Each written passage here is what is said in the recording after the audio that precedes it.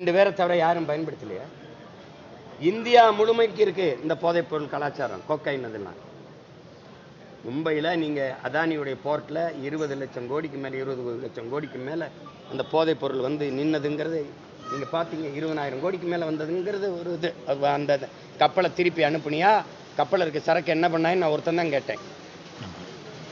எல்லாரும் பயன்படுத்துகிறாங்க. நான் கேட்குறேன், பயன்படுத்தினா 2 பேரை கைது பண்ணுற, வித்தவன் எங்க? நீ என்ன மாதிரி கட்டமைப்ப? காட்டுக்குள்ள இருந்த எங்க வீரப்பனை சந்தன கடத்தல், வீர கடத்தல், யானை தந்தத்தை கடத்தல், கடத்தல் காரம்ப. ஏய், வித்தவன் காட்டுக்குள்ள இருந்தான், வாங்கினவன் எங்க இருந்தான்? எங்க இருந்தா வாங்கினவங்கள எவனை கைது பண்ண? நீ ஸ்ரீகாந்தும் கிருஷ்ணா தான் குற்றவாளிகளா? அப்பாவிகள்.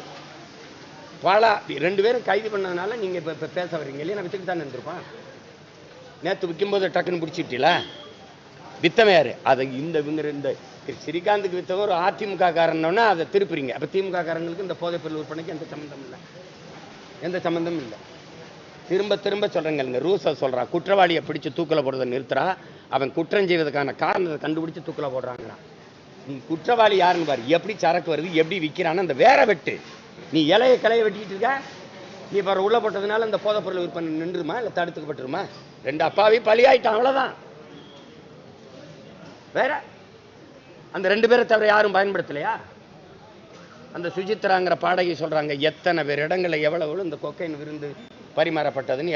எல்லாம் பப்புன்னு வச்சுக்கிட்டு எல்லாம் இந்த புகைச்சிக்கிட்டு இருக்கிற கலாச்சாரம் உருவாக்குனது இவங்க தான்.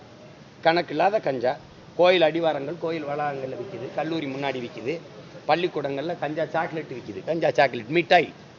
பிள்ளைகள்லாம் அறப்போதையிலே உட்கார்ந்துருக்கு வகுப்புல.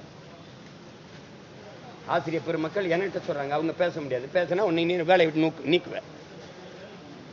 சாராயம் விற்கிற அரசு கொக்கைனை கைது பண்ணுது. எப்படி இருக்கு?